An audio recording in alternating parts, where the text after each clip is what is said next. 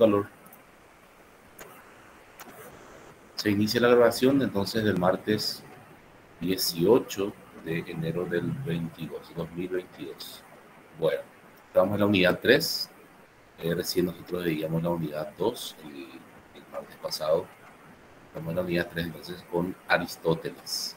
¿Qué nos dice Aristóteles? El texto de la clase está en Drive, como siempre, ¿verdad? Ahí está. Y en base al texto de la clase está hecho la diapositiva de la clase. Está en Prezi. Bueno, voy a presentar entonces Aristóteles, nacido el 384 aproximadamente antes de Cristo y fallecido el 322. Thais, ¿qué decís? Buenas tardes, profesor. Buenas tardes. Eh, Quería hacer una pregunta. Sí. En el examen va a salir así, en qué año nació y o falleció los filósofos y eso, así como Aristóteles 384, 322 antes de Cristo. No, no va a aparecer. No va a aparecer. Ah, dale. Eso no me quería saber, profe, gracias. Sí. Pero por lo menos ¿verdad? Hay que saber de dónde era, ¿verdad? Dónde nació, por ejemplo. Nosotros decimos que Aristóteles es griego, filósofo griego, ¿verdad? Pero en realidad no nació en Grecia. Enseguida vamos a ver eso. Esos detalles de repente, ¿verdad? Puede que aparezca, pero eso ustedes van a estudiar nomás luego. Al estudiarle a Aristóteles, tienen que saber más o menos de dónde proviene y cosas así, ¿verdad? Eh, Ven que se dice luego Aristóteles de tal lugar, pero en el caso de Aristóteles no se dice el lugar, no se suele decir. Pero él nació en esta gira, Macedonia. Bueno, enseguida entramos en eso. Y muy buena tu pregunta porque igual hay que estudiar, ¿verdad? Para ubicar en el tiempo, ubicar en la línea de tiempo. Pero no va a salir, no les va a preguntar el año o sea, el año de nacimiento ni de muerte. Porque puede que se les diga eso, filósofos griegos clásicos. Y ahí va a estar Aristóteles. A pesar de que Aristóteles, como les dije, no nació en Grecia, pero es uno de los representantes de la filosofía griega y uno de los más grandes representantes. Bueno, entonces Aristóteles eh, nació en esta gira, Macedonia, y se fue a estudiar en la Academia de Platón. Yo me olvidaba contar un poquitito la vida de Platón del pasado, como no estaba en mi diapositiva, y como no va a aparecer en el examen, no va a aparecer. Eh, pero igual les voy a contar un poquitito la historia de Platón antes de entrar en Aristóteles, para no confundir. Bueno, a ver un poquitito, entrar un poquitito en Aristóteles, perdón, Platón, Platón. Bueno,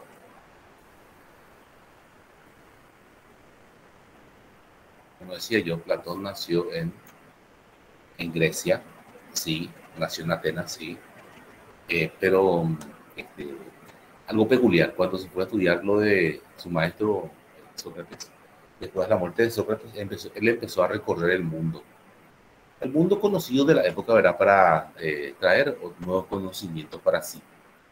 Estudió a los pitagóricos, por eso es que él extrae de los pitagóricos, como ya dijimos también, el dualismo y también la transmigración de las almas y muchas otras cuestiones, ¿verdad? Durante sus viajes. Y una vez en una ciudad, ¿verdad? Fue a visitar a su amigo, que era un gobernante, un rey, y este rey, ¿verdad? Había muerto ya y su hijo quedó en vez de él y no lo conocía a Platón. Es más, rechaza a Platón y le pone como esclavo, en venta como esclavo en la plaza, en las plazas públicas. Y justo Platón es comprado por uno de sus discípulos, o sea, le salva de esa forma. Eh, es una de las anécdotas que se suele contar. Después viaja esto es muy importante, esto sí puede que aparezca, viaja otra vez, vuelve a Grecia, a Atenas, y compra unos terrenos de un tal Academus. Esos terrenos, en honor al dueño de esas tierras, le pone academia. Perdón. Eh, Academia de Platón. Sí, bueno, en honor a Academus. Sí. Y Aristóteles también funda su escuela. La escuela de Aristóteles es denominada la escuela peripatética. Bueno, eh, era eso, ¿verdad? En honor a Academus. Entonces, Platón funda la academia.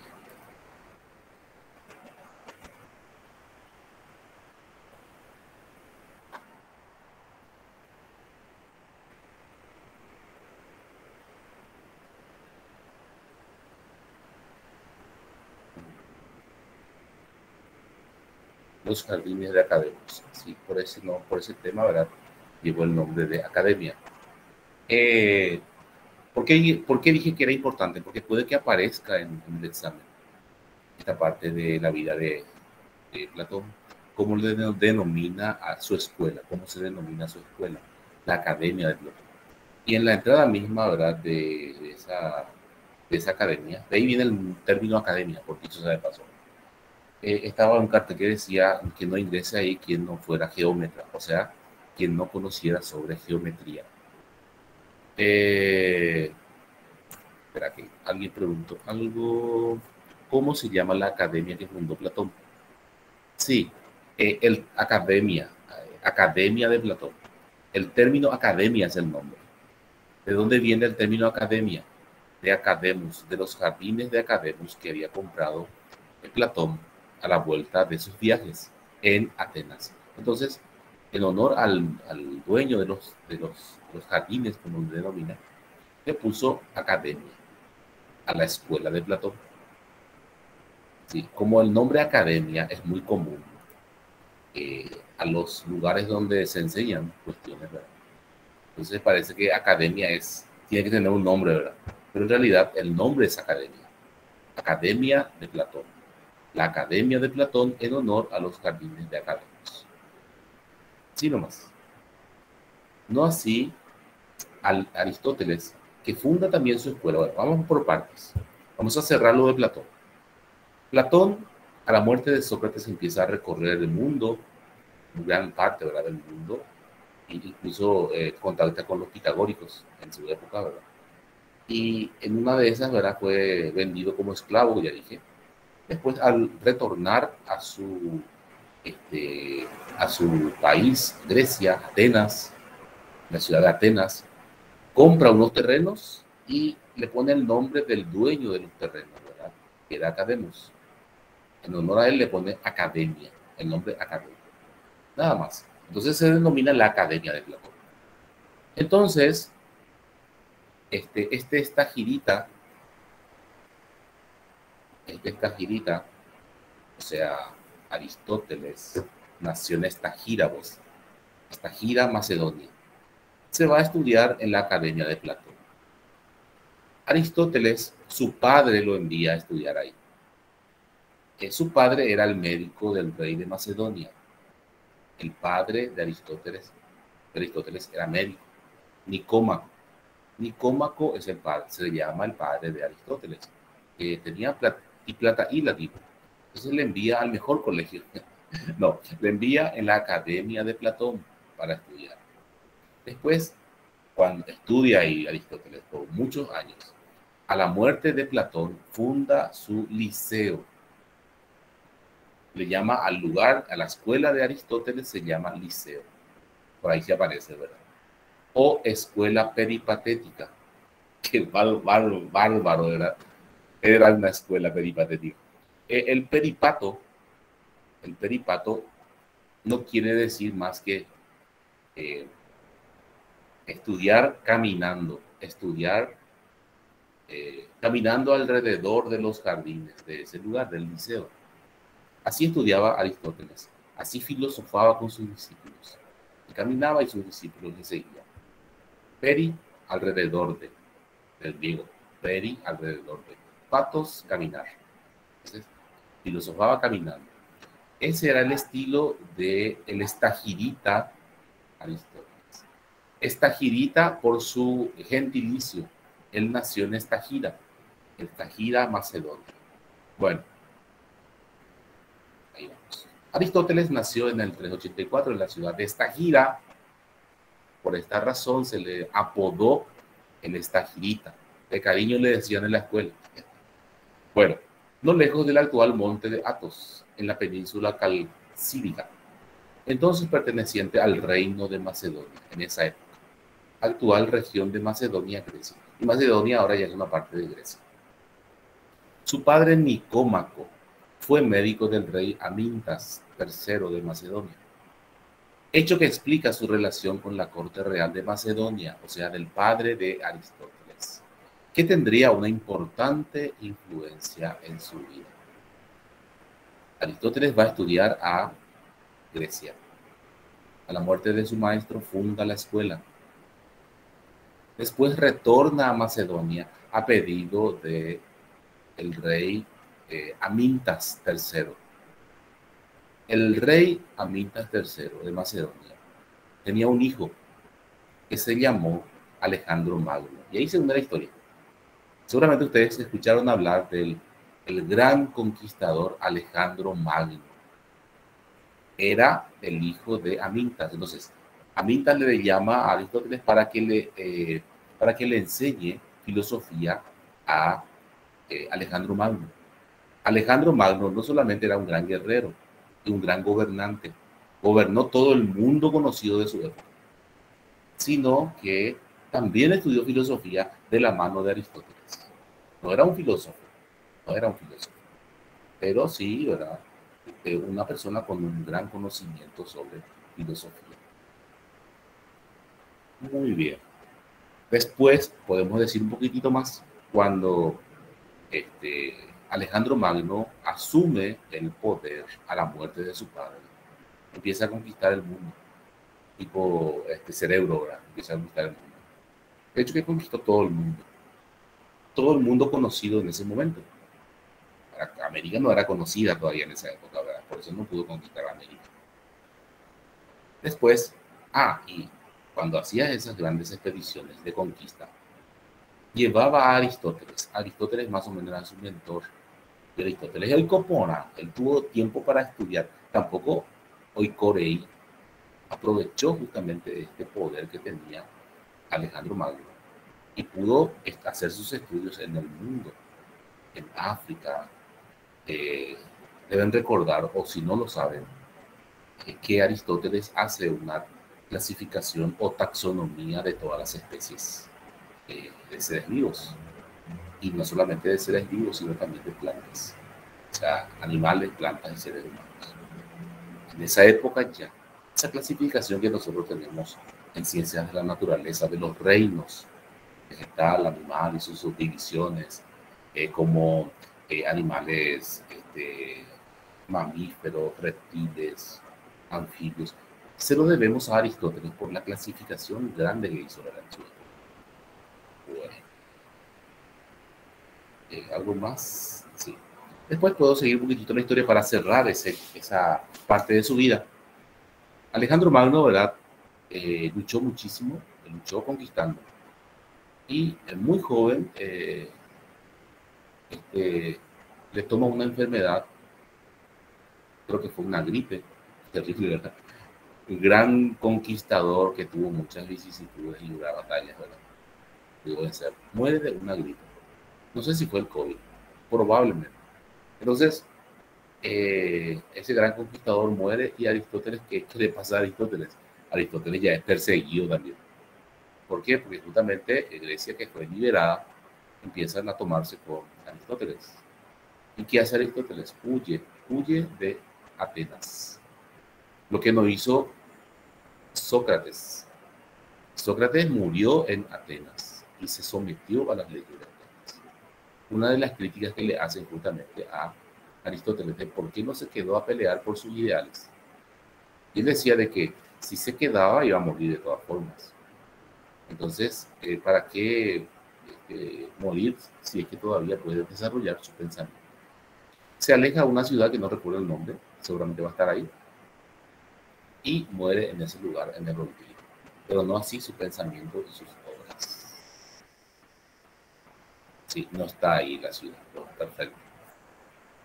Aquí voy a poner el nombre de la ciudad, o sea, voy a buscar la ciudad. Aristóteles, vida. Bueno, aquí va a estar su vida, biografía, ustedes van a encontrar esto en cualquier lugar. Google. Ah, justo el más complicado. Bueno, ya mira. Hay una persona que quiere ingresar. Sí. Una biografía corta. Ah, ahí está, en Calcis murió. El Calcis está luego ahí, ¿cierto? Estaba. Ahí está. La demuestro. Sí. Y mostrando un poquitito. Ah, no, no está aquí. No, no está. Bueno, nace en esta gira y muere en Calcis. Y bueno, en el año 384. No, no. En el año 322. Sí, ahí está. Bueno.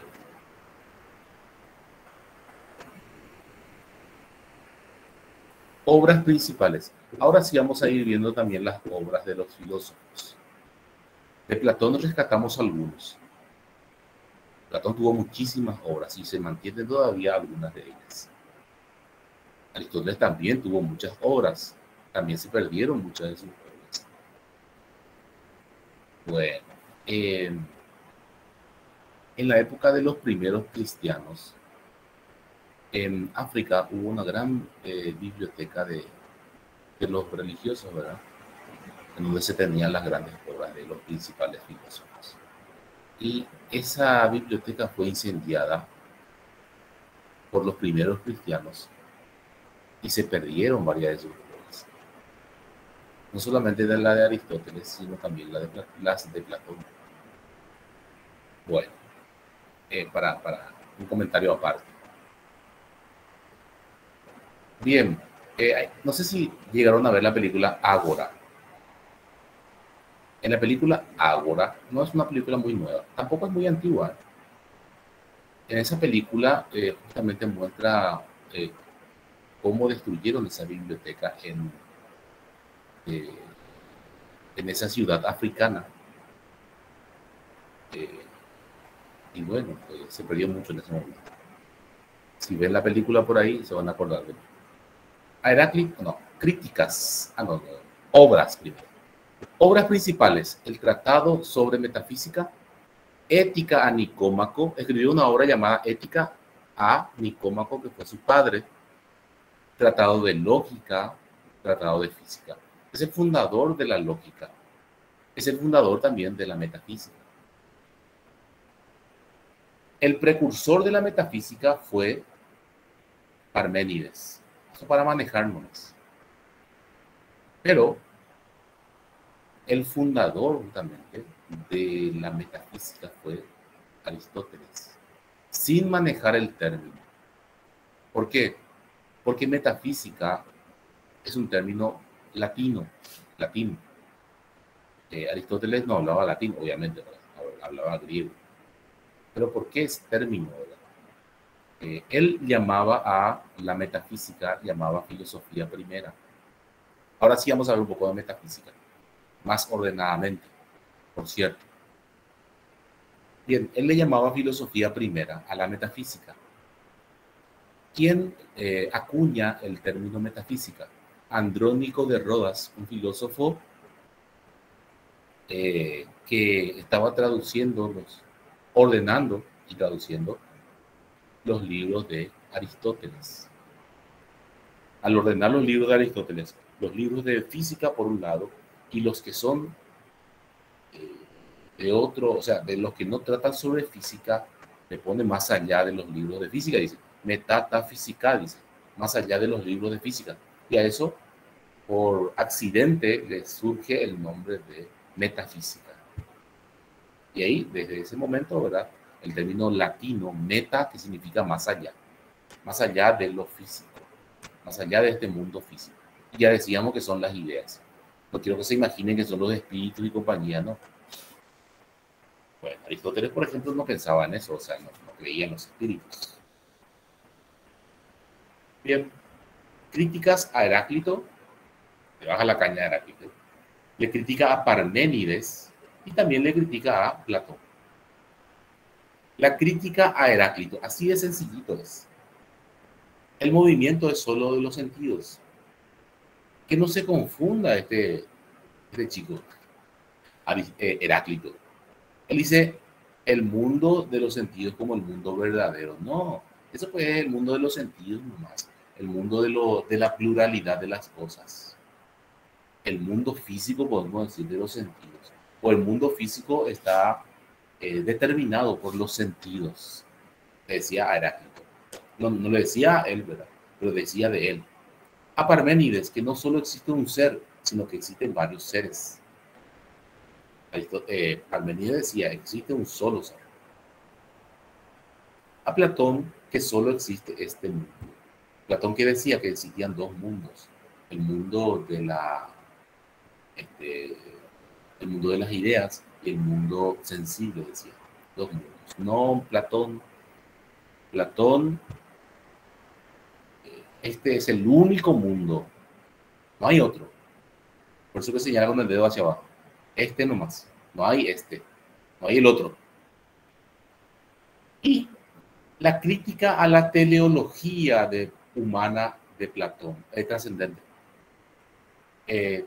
Platón decía que cuando el hombre moría, su alma se iba al mundo de las ideas, ¿recuerdan? Y le dice Aristóteles, no, eh, el hombre, el hombre es inmanente, o la humanidad es inmanente. Trascendente quiere decir que sale de sí. Trascender, salirte de vos. Vamos a suponer que vos qué sé yo, en una de las redes sociales, en el TikTok, por ejemplo, demasiado famoso ya sos. Entonces trascendes. Como que ya no sos vos, propio. Bueno, vos sos vos, pero tu fama ya se va al cielo por ahí, ¿verdad? ¿Entendés? Bueno, eso es trascender. Salirte de lo que sos. Inmanente, ahí dice inmanente, ¿verdad? Inmanente quiere decir que no sale de sí. Cuando el hombre muere, muere. Yo justamente le decía eso, lo de Aristóteles y los espíritus. No, no se da eso. Cuando el hombre muere, muere. Eso, para partir de ahí. El término teleología no es que sea telefuturo o de tele, ¿verdad? No. Teleos viene, no es tele. Teleos significa fin o fines. Y logos, estudio de los fines. El fin del hombre es trascendental, decía Platón. El fin del hombre, o sea, él muere y su alma trasciende. Para Aristóteles, el fin del hombre o de la humanidad es inmanente, no trasciende, no sale de sí. O manoja o mano. Y después vamos a explicar mejor esto. Estamos nada más que en las críticas a Heráclito, Parménides y Platón. A Platón a Heráclito el movimiento, que solamente está en el ámbito de los sentidos. A Parménides, que es que existen más seres. Y a Platón, que solamente existe este mundo y que el hombre tiene, o la humanidad tiene, una teleología inmanente. Ya, explicado. Entonces, pueden preguntar si es que se les confunde un poco.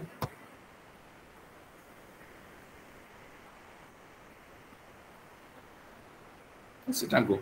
Espera que vamos a hacer que se recupere. Retrocedo. Está bien. No me diga que se queda con el camino. Ahí está. Ahí está. Dice, en cuanto a la teoría del conocimiento o la gnoseología de Aristóteles. Espera que aquí voy a irme a Drive.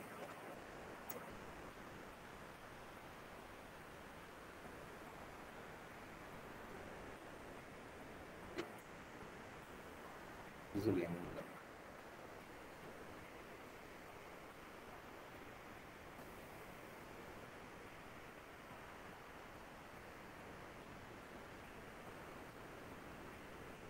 ya con respecto a Parménides. Ahora voy a poner Aristóteles.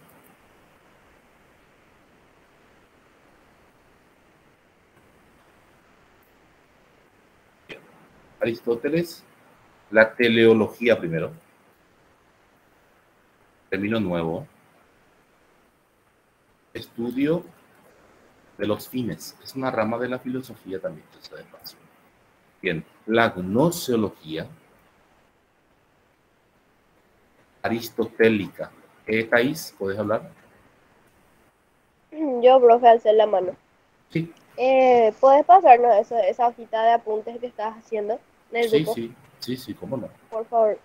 Sí.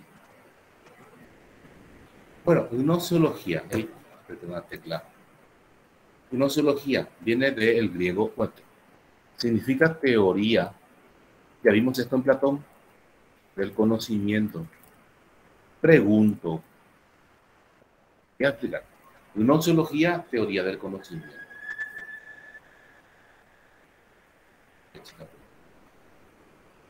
Ahí, teoría del conocimiento. ¿Cómo se produce el conocimiento? Gnosis, conocimiento. Gnosis significa conocimiento.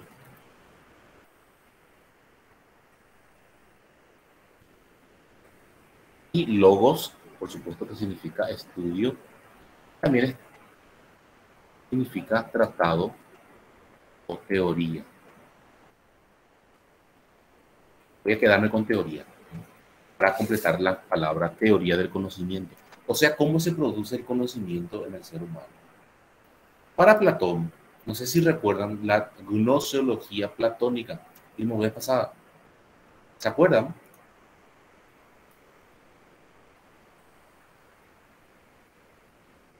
No. Para Platón, sáquenme ahí en el grupo y voy a rescatar por esa diapositiva, no es diapositiva, esa imagen de ese dibujito.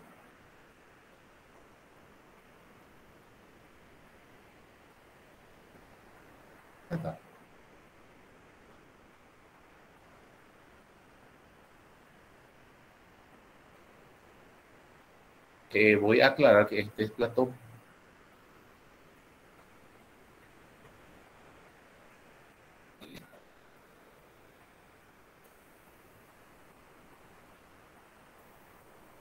Ahí está el dibujito. Bueno, la gnoseología platónica. ¿Se olvidaron nomás?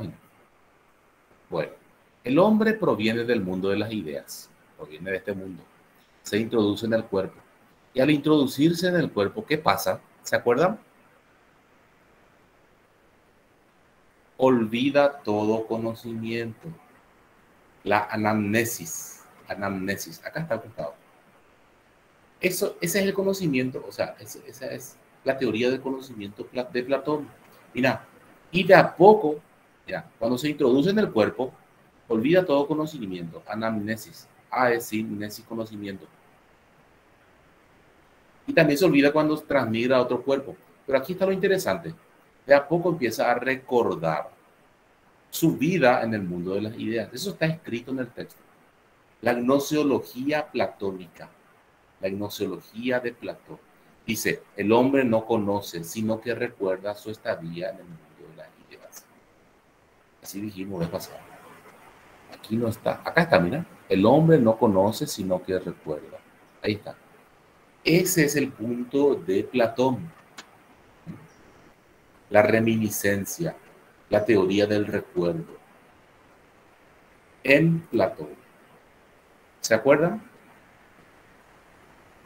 Vamos a aplicar todo de nuevo. Bueno, perfecto. Entonces, la gnoseología platónica dice eso. El hombre no conoce, sino que recuerda. No es que conoce, sino que recuerda, no, porque ya conocía luego, pues. Sí, a ver, alguien parece que levantó la mano o quiere. Un mensaje. Cuando encuentre mi cursor, ahí está. Sí, profe, bueno, gracias. Seguimos entonces con Aristóteles. ¿Cuál es la teoría del conocimiento de Aristóteles? Ese fue el punto. Bien. El conocimiento, cuando hablamos de conocimiento, ya hablamos de teoría del conocimiento. El conocimiento se funda en la experiencia, dice. Nada hay en el intelecto sin que antes haya pasado por los sentidos, dice Aristóteles. Nada hay en la mente, ningún conocimiento va a haber en la mente sin que antes pasara por los sentidos. La fuente del conocimiento, por lo tanto, primeramente es a través de la experiencia sensible. O sea, vos ves algo, vos ves un objeto y a través de esa percepción, entonces ingresa el conocimiento. Mira, el conocimiento parte de las percepciones de los sentidos y posteriormente el intelecto lo comprende. De ahí su frase, la frase. Aquí ya tendría que haber comillas. Nada hay en el intelecto sin que antes haya pasado por los sentidos. Ahí está. Esa es la teoría del conocimiento de Aristóteles. Muy por el contrario de Platón. Porque Platón, ¿qué dice? El hombre ya conoce luego desde antes de nacer. ¿Por qué? Porque estuvo existiendo en el mundo de las ideas, el alma del hombre, que se introduce en el cuerpo y al introducirse en el cuerpo se olvida de todo conocimiento. Entonces lo único que tiene que hacer es esforzarse por recordar y va recordando de a poco. ¿Se dan cuenta? Podemos decir de que la teoría del conocimiento de Platón existe cuestiones a priori. O sea, el hombre desde antes de nacer ya conoce. Y nace ya, podemos decir, con los conocimientos, con todo el conocimiento del universo. No así para Aristóteles. Aristóteles dice de que primero parte de los sentidos, o sea, de la percepción de los sentidos, y posteriormente el intelecto lo comprende. Mira, te voy a mostrar un ensayo. Mira, así. Yo veo mi termómetro, veo este objeto y comprendo lo que es. Dice Aristóteles, abstraigo. Separo de todo y capto la idea de este objeto, que es un término. Perfecto. Esa parte de la teoría del conocimiento de Aristóteles, entonces, aclarado. De ahora en más también veremos las teorías del conocimiento de los distintos filósofos. Julio César, a ver. Yo lo que quería compartir sería más o menos porque dice que haya pasado por los sentidos y entiendo el término al ver vos está pasando por el sentido y sí, de la vista. De la vista y luego vos tu intelecto bueno te dice que es un termo. Sí. Perfecto. Y que sirve para y etcétera, ¿verdad? Exactamente, exactamente. Ahí alguien hacía un comentario, voy a mirar un poco. Para conocer significa saber identificar qué es cada cosa. También, Silvia, pero tenés que olvidar, no, perdón, tenés que acordarte de que primero pasa por los sentidos. Es importante esa parte porque tampoco podemos mezclarlos con los empiristas. Después vamos a ver eso, los empiristas y todo ese tema. Pero ahora desde ya decimos que él no fue empirista, él fue intelectualista, porque el intelecto es el que comprende. El intelecto es el que comprende. Porque de otra forma, de lo contrario, hasta los perros conocerían, y eso no pasa. El perro no conoce. ¿Por qué? Porque el intelecto es el que interpreta. Así como estás diciendo vos ahí, significa que identifico, sí, identifico por medio del intelecto. Pero primeramente parte de los sentidos, así como están diciendo. Perfecto, perfecto, sí. Ven que es muy corto lo que yo escribo ahí, pero ya te dice todo, por eso es que hago de esa forma. Lean y relean nomás y se van a dar cuenta que es muy sencillo. Y después también tienen los textos de apoyo. Bien, y esa es la frase de Aristóteles. Nada hay en el intelecto sin que antes haya pasado por los sentidos. Asombro y admiración. Y nosotros esto veíamos ya en la psicogénesis del pensamiento filosófico. O sea, el origen psicológico del pensamiento filosófico. ¿Por qué hacemos filosofía? Es el tema, ¿verdad? ¿Por qué el ser humano hace filosofía? Esa es la psicogénesis. Y según Aristóteles, nace del asombro. del asombro y de la admiración por este mundo. Dice Aristóteles, el asombro es lo que le motiva al hombre para filosofar. El asombro, la admiración por este mundo. Mira, vos te vas, por ejemplo, no sé, en el Gran Cañón, por ejemplo, te vas y miras así la inmensidad. Y eso te motiva. ¿Y cómo sucedió esto? ¿Qué pasó aquí? Bueno, puede que también en nuestro país haya lugares que te asombren, ¿verdad? Muy bien. La represa de Itaipú, pero eso fue de mano del hombre, obra del ser humano. A ver, ¿qué, por ejemplo? El salto suizo puede ser. Vicini, pero, o alemán. ¿Qué otra cosa te puede asombrar acá en Paraguay? Salto Mondadú, qué sé yo. Grados ascendentes del conocimiento. Aristóteles veía también esto, los grados ascendentes del conocimiento. Parte de las sensaciones que hasta el perro, como decía yo hace rato. Y esto va a través de la experiencia al concepto universal, como bien decía el compañero también recién, con respecto a ver un poquitito el sentido, el concepto universal, el arte y la ciencia. ¿Ves cómo se va elevando esa cuestión? Y el proceso de formación del concepto universal. Así como yo hice ese ejercicio con el termo, de la misma forma, a partir de sensaciones o experiencias sensibles y por medio de la abstracción, se alcanza el conocimiento universal, la idea universal de algo. Por ejemplo, este celular. ¿Verdad? Sí. Mi celular, ¿verdad? Bueno, yo veo el objeto y capto la idea. Al captar la idea, yo ya estoy comparando con todos los objetos que tienen las mismas características. Estoy alcanzando el concepto universal del objeto particular a partir de mis sensaciones. Yo veo esto, ¿verdad? Leo un mensaje. Yo veo esto y leo el mensaje, una propaganda. ¿Alguien dice algo ahí o quiere o levantó la mano? Yo, profe, Sí. ¿cómo puedo explicar? Por ejemplo, yo hoy veo que el agua está hirviendo, ¿verdad? Y toco y me quema. Y la próxima no voy a más tocar porque sé que me va a quemar el agua hirviendo. Algo así sería, profe, que primero tiene que pasar por tus sentidos para comprender, Sí, ¿o pero no? sí, tenés razón, ¿verdad? Pero es muy fuerte, hermano, lo que decís, ¿verdad? Que se quede como, a ver, no solamente con algo así muy fuerte, ¿verdad? Que te quemaste y ya nunca más, ¿verdad? O que te quemaste y ya aprendiste. No, de cualquier cosa. Vos ves algo, vos sentís algo, y ya se te queda ese conocimiento. Como vos decís, bueno, está bien, pero vos alcanzás ahí el conocimiento universal.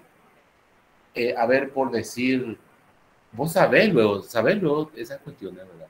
Entonces, es como que te relacionás. Vamos a suponer, alguien está cocinando arroz con leche. Belén, ¿vos reconoces el olor del arroz con leche? No, profe, porque no quiero lo leer porque no me gusta. Justo con eso, amigo. Bueno, a ver, jugo de durazno con leche, licuado. ¿Qué tal? ¿Tampoco te Sí, gusta? profe. Sí, Distinguís el olor, ¿verdad? sí, profe. Cuando vos distinguís y comparás ese olor, directamente ya hiciste el concepto universal de esa sensación o experiencia sensible. Así nomás. Cuando vos comprendés lo que es, ¿verdad? Acá yo tengo una jeringa, van a decir, pero el profesor se inyecta. No, este fue para cargar mi cartucho de tinta. Acá hay alguien levantó la mano. A ver, termino de decir esto. Entonces, cuando yo comprendo lo que es esto, ya abstraigo la idea universal. Una jeringa para cargar tinta. Bueno, Julio. Sí, volviendo al ejemplo del jugo de durazno nomás, que oliendo Sí, quizás de cierta distancia voy a hacer la imagen en la cabeza del vaso con jugo de durazno. claro, exactamente, exactamente. O lo del incendio de todo el día, ¿verdad? O le se está quemando. ¿Qué puede decir? El caraíño puede decir, ¿verdad? O caína, el caraíño. Sí. O ves humareda y decís, mira, se está quemando ese pastizal. Entonces ya tenés la idea universal de incendio. Sí. Pero todo parte de las sensaciones. Todo parte de las sensaciones o experiencias sensibles que son lo mismo. Vos ves, vos oís, vos tocas y sentís. ¿Qué, por ejemplo, se podría hacer con el tacto? Hablando de tacto, vos te vas en la oscuridad y tocas algo. ¿Qué, por ejemplo? Y ya puedes reconocer.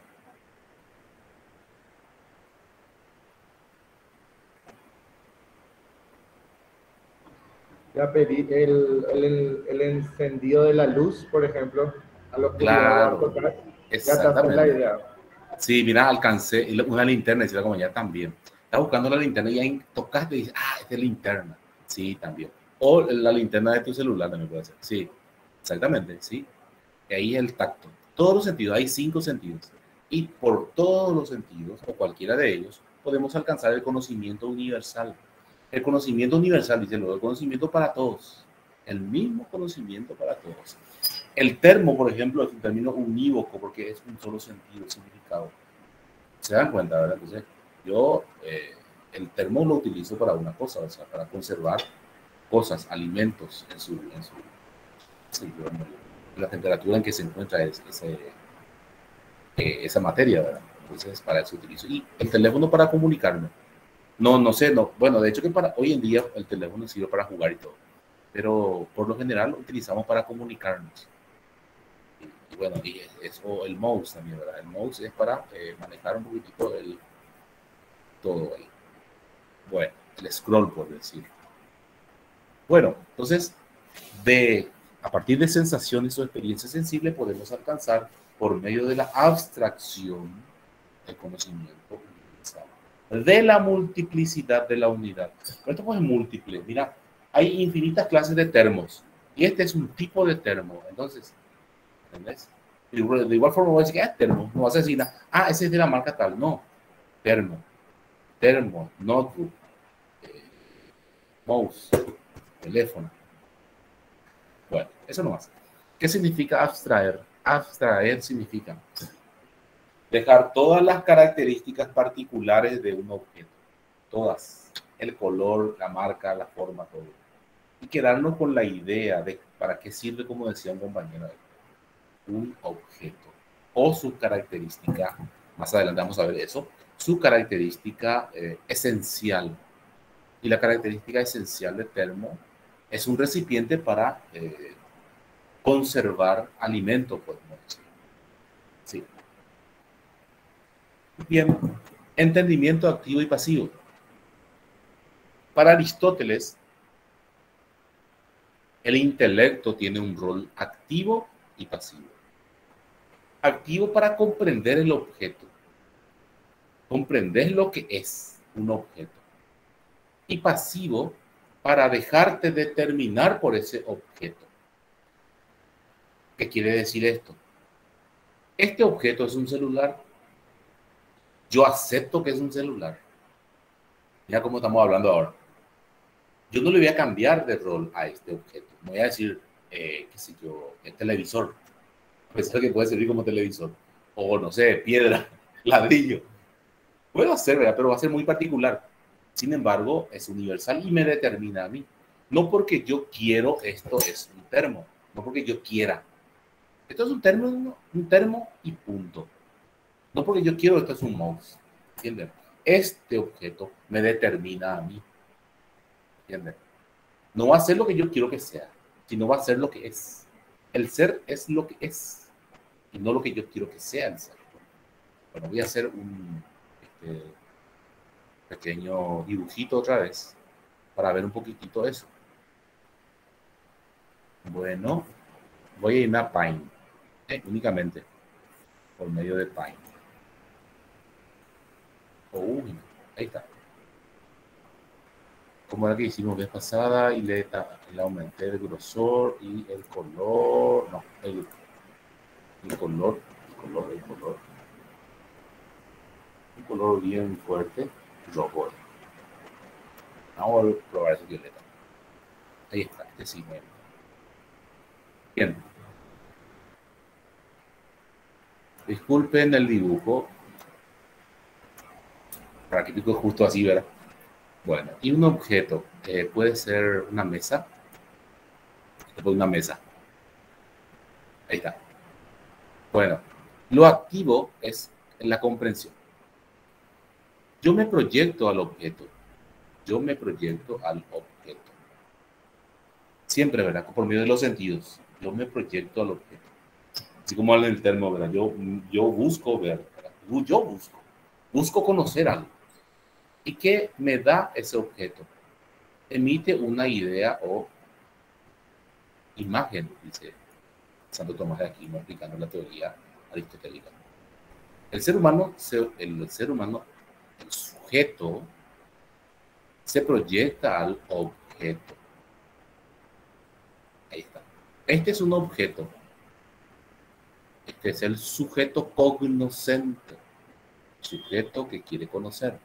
El sujeto cognoscente se proyecta al objeto y el objeto emite una idea o imagen que es comprendida por el sujeto. El intelecto entonces está de forma activa. ¿Por qué? Porque interpreta lo que ve o lo que siente. Bueno, y aquí viene lo trascendente. El intelecto también actúa de forma pasiva. ¿En qué sentido? En que se deja determinar por el objeto. El objeto no va a hacer lo que el sujeto quiere. No porque yo quiero va a ser algo lo que yo quiero que sea, sino el objeto es lo que es. Es así, pero yo puedo transformar una mesa en silla así, pero eso ya es cambiar. El sol, por ejemplo, el sol como objeto. Yo no le voy a cambiar al sol. Yo tengo que aceptar lo que es el sol y tengo que comprender y aceptar lo que es el sol. Esa idea universal, yo debo dejarme determinar por ella. ¿Se dan cuenta? No es como los sofistas decían. Los sofistas decían, yo lo que pienso es la verdad. Mi opinión es la verdad. Cada uno tiene su opinión y cada uno puede imponer su opinión. La verdad es objetiva. Bueno, vamos a ensayar esta cuestión. Esta era una prueba nomás. El sujeto y el objeto. El sujeto se proyecta al objeto. El objeto emite una idea o imagen. La idea o imagen metafísicamente se encuentra aquí. Idea. O sea, una ina. No me sale la letra. Ah, claro, yo escribía antes, ¿cierto?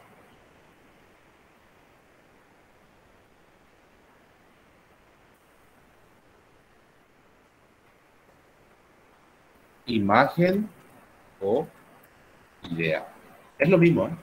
La idea o imagen que tengo del objeto. Bueno, ahí se quedó. Imagen o idea. Este es el objeto o sujeto. Aquí está la idea o imagen. Ahora bien, esta idea o imagen es interpretada por el intelecto, pero no siempre es la idea verdadera. Puede que yo vea mal, puede que no sea realmente lo que yo vea y mi sentido me juegue en una mala jugada. Entonces no es. Entonces va a quedarse en el ámbito de la subjetividad esa idea, porque tergiversé o manipulé esa idea. No va a ser la verdadera. La idea o imagen no es la verdad. Dice Santo Tomás de Aquino, y le nombra a Santo Tomás de Aquino por el tema de fundarse en el pensamiento de Aristóteles. La verdad, dice Santo Tomás de Aquino, la verdad se encuentra entre la idea que tengo o imagen que tengo de ese objeto y el objeto mismo. El objeto mismo. La verdad no se encuentra en el sujeto. No, la verdad se encuentra entre la idea que tengo del objeto y el objeto mismo. Aquí se encuentra la verdad. Esta versión de... Estamos estudiando.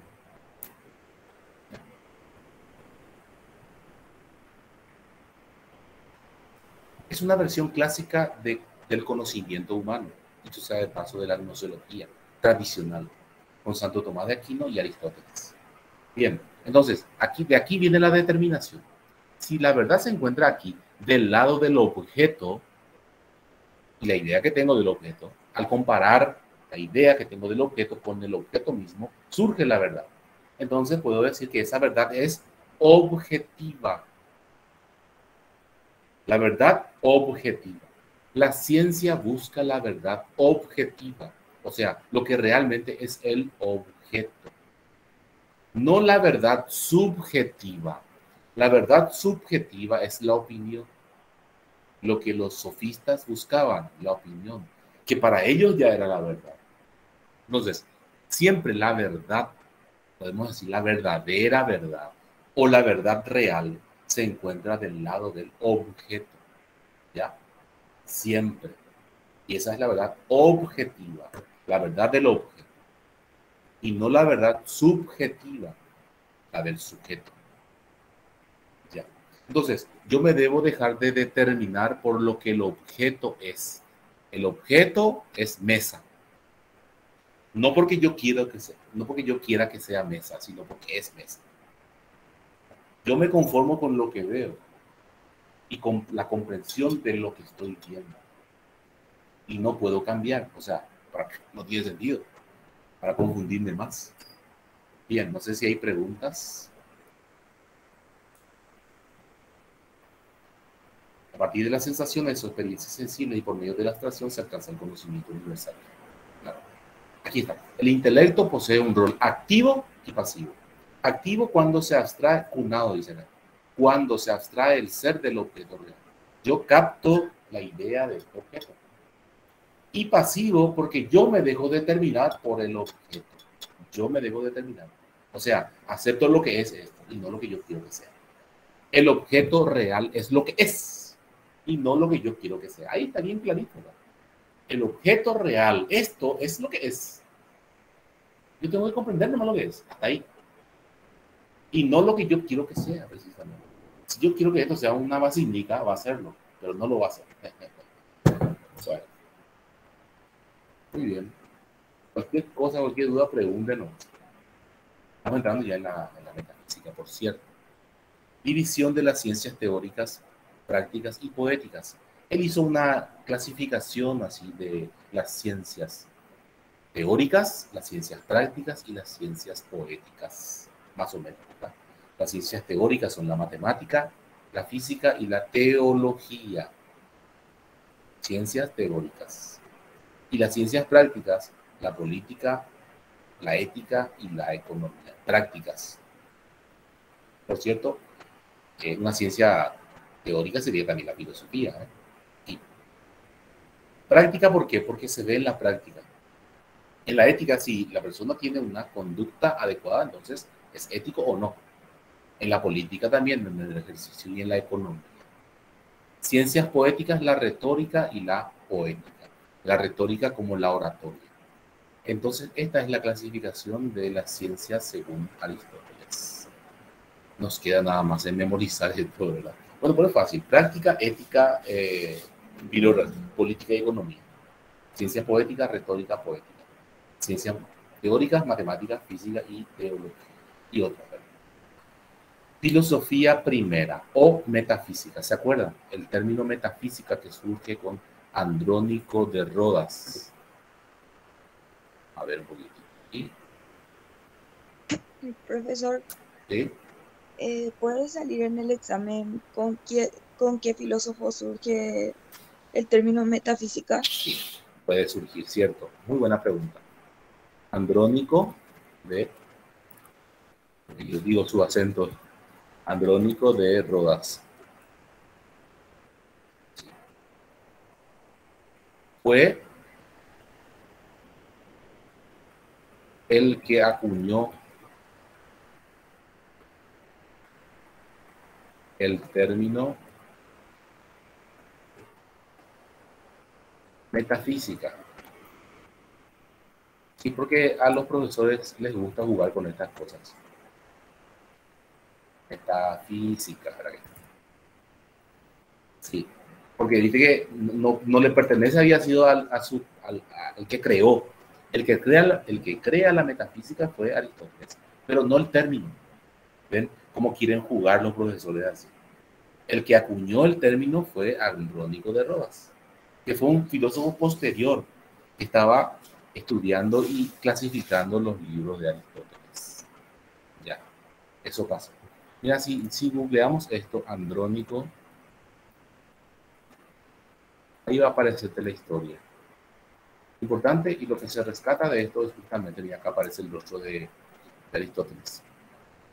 Fue un filósofo griego, dirigió la escuela peripatética desde 78 al 47 a.C., contándose como el undécimo sucesor de Aristóteles en su escuela y todo eso, ¿verdad? Fue discípulo de discípulo de discípulo ya de Aristóteles. No fue discípulo directo de Aristóteles. Y vas a encontrar ahí el que acuña, el compilador y comentador de Aristóteles. ¿Sí? Y vas a encontrar metafísica, dice, lo que va más allá de la física. Sí, aquí está. Como introducción a la edición, Andrónico escribió el volumen que contenía el testamento de Aristóteles y tal vez su biografía, elaborado además un catálogo de todos los escritores aristotélicos. A él se le debe la famosa frase, la famosa división entre escritos exotéricos y esotéricos. Los esotéricos, los libros de metafísica. Consiguientemente, leyenda de la doble doctrina. Y también el nombre de los libros de metafísica, los que van más allá de la física. También hizo edición crítica de, bueno, ahí, hasta ahí. Ahí está un apartado especial. Génesis circunstancial de la palabra metafísica. Cuando la obra de Aristóteles cayó en manos de Andrónico, este encontró una serie de escritos acerca de la profe-filosofía o filosofía primera, proto-filosofía, que carecían de título explícito. Andrónico les dio el estilo de metafísica. Metafísica, literalmente los que van más allá de lo físico. Por ser el libro de partida de muchos libros de física, explica de otra forma. No importa, no importa. Creo que había una preguntita ahí. Sí, profe, la metafísica, ¿verdad? No es considerada una ciencia. No, no es considerada una ciencia, ni tampoco la filosofía. Es una rama de la filosofía. Ni tampoco a la filosofía se le considera como ciencia, ¿cierto? Eso es. Por sus presupuestos metafísicos. Justamente, la parte metafísica de la filosofía es rechazada como ciencia, justamente. Sí, sí, muy cierto, muy cierto. Pero para esto vamos a igual a estudiar a Aristóteles. Bueno, muy bien. Esta es como los anti-COVID, ¿verdad? Perdón, como los antivacunas sería. No, es superior, por supuesto que es superior. Ya, esto, lo que yo hice recién era buscar un poquitito de información sobre el término metafísica. Pero esta parte es importante. Andrónico de Rodas fue el que acuñó el término metafísica al ordenar los libros de Aristóteles. Eso nomás. Una parte resaltante que es importante para el examen. Puede que aparezca. A los profesores de filosofía les encantan estos temas. Así para confundir un poquitito al auditorio. Bien.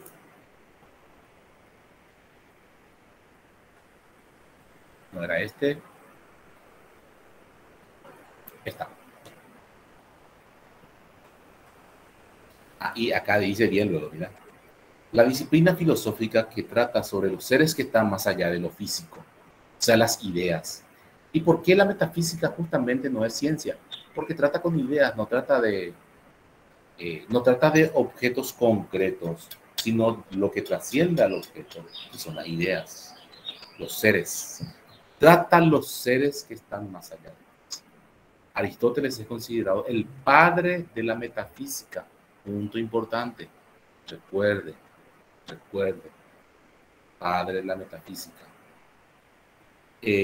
Parménides también es considerado no como padre, sino como precursor de la metafísica. Ya habló de metafísica, pero en su estilo. Mira, dice, fue considerado padre de la metafísica, aunque él nunca lo nombra. ¿Por qué? Porque él no conocía el término. Él lo llamaba filosofía primera. Está más que aclarado. Y entramos ya en el mundo de la metafísica, las categorías sustancia y accidente. Ojo, no por ser metafísica es bien analizable científicamente. No estamos hablando de creencias, no estamos hablando de cuestiones religiosas, por ejemplo. ¿Alguien levantó la mano?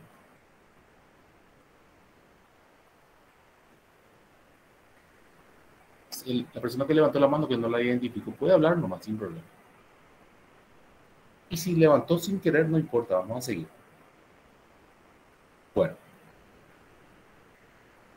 dice, ¿qué es la sustancia para Aristóteles?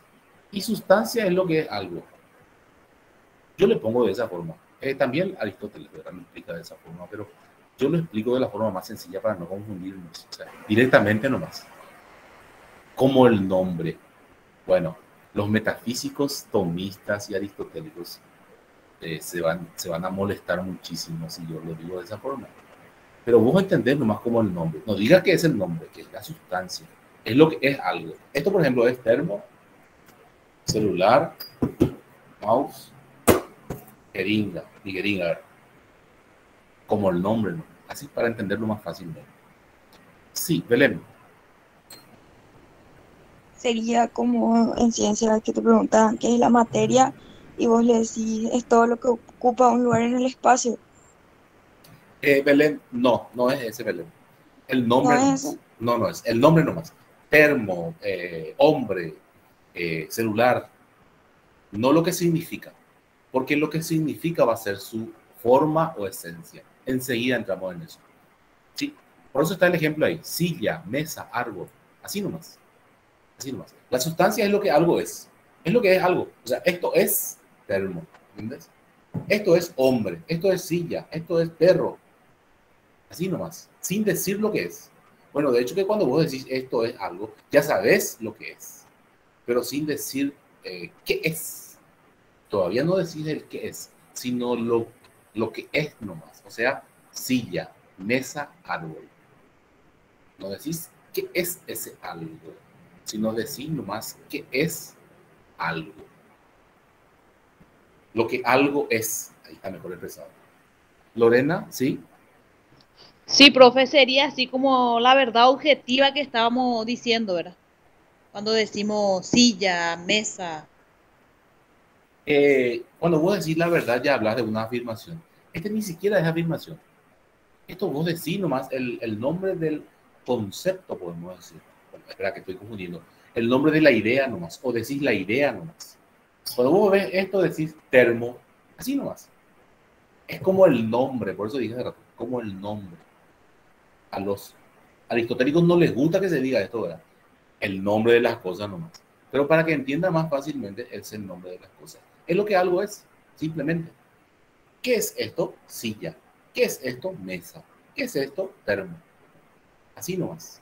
Sin profundizar mucho. Pero de hecho que ya, como vos decís, es ya captar esa idea universal, pero sin afirmar nada todavía de él. Y tampoco decir lo que es. A ver. Para lo que sirve, dice Silvia. Y ni siquiera es eso, Silvia. Nada más decir el nombre.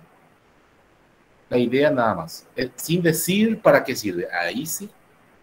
Sin decir. Perfecto, Silvia. Perfecto. Perfecto. Ahí mismo. Silla, mesa, moto. Y no decir todavía, la silla es un objeto que sirve para sentarse. No. La sustancia es simplemente el nombre del objeto. Silla. Accidente se refiere ya a características secundarias de esa sustancia. Características secundarias. Silla grande, silla blanca. A eso le llamamos accidente, a las características secundarias de todo objeto. Bien. Vamos al término ilemorfismo. El término ilemorfismo proviene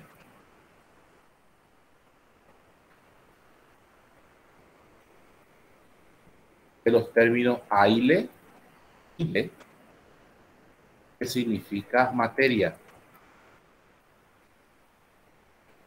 y morfe, forma. ¿Qué quiere decir esto? Que toda sustancia o todo ser está compuesto de materia y forma.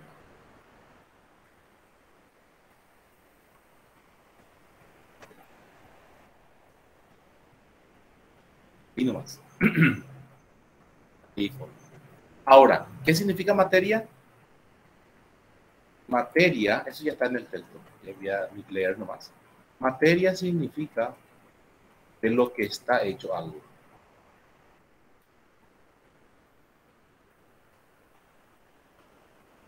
Y forma, la forma es la esencia.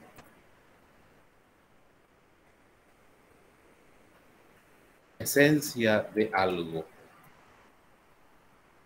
O sea, es lo que hace algo sea. Es lo que hace que este termo sea termo. O sea, la esencia. ¿Qué es lo que hace que la silla sea silla? Son Profe, se podría decir las... que es la unión entre materia y esencia. No, Los enseguida dos. te digo. Sí, está bien, tenés razón. Son las características esenciales de todo ser. Y vamos a ver los ejemplos. Esto está escrito, Mira, ilemorfismo sostiene que todo está compuesto de materia y forma. Materia de lo que está hecho y la forma es la esencia. La esencia es lo que hace que algo sea. La esencia de algo. Y Aristóteles dice que en el caso del hombre la materia es el cuerpo y la forma es el alma. En el caso del hombre, mira, escribo el ejemplo.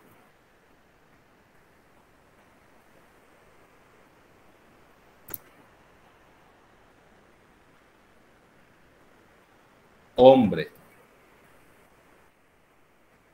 materia, cuerpo. Y forma no va a ser su físico ni el contorno, no. La forma es la esencia. En este caso es el alma.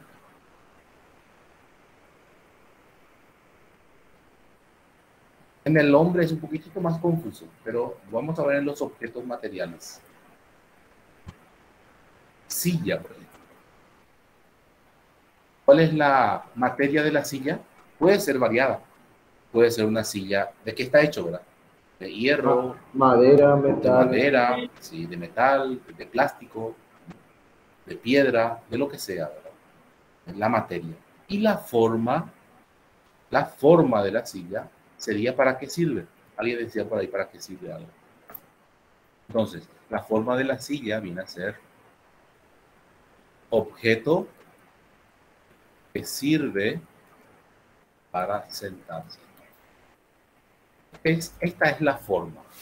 Decíamos nosotros la sustancia hace rato. La sustancia es el nombre, silla. Y una compañera incluso decía, ¿podría ser para qué sirve? No, no es. Ahora, bien, sí, ya la forma. Objeto que sirve para sentarse es justamente la forma de la silla. ¿Qué es su esencia? ¿Qué es su esencia? ¿Cuál es la esencia de la silla? Esencia y forma significan lo mismo para Aristóteles. Esencia, mejor dicho, forma, para que sea más ordenado, forma y esencia significan lo mismo, tienen el mismo significado.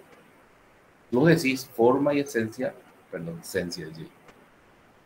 Si vos decís forma y esencia, es lo mismo. Esencia. Y ahí va bien de la mano también accidente y esencia. Accidente y esencia. Características accidentales y esenciales de todo ser. Bueno, pregunto, todo ser es ilemórfico. Dice que partimos del término ilemorfismo. Lo llevo arriba un poquitito. Sí. Ilemorfismo. Todo ser, ahí luego dice, todo ser se compone de materia y forma. Pregunto, ¿todo ser se compone de materia y forma?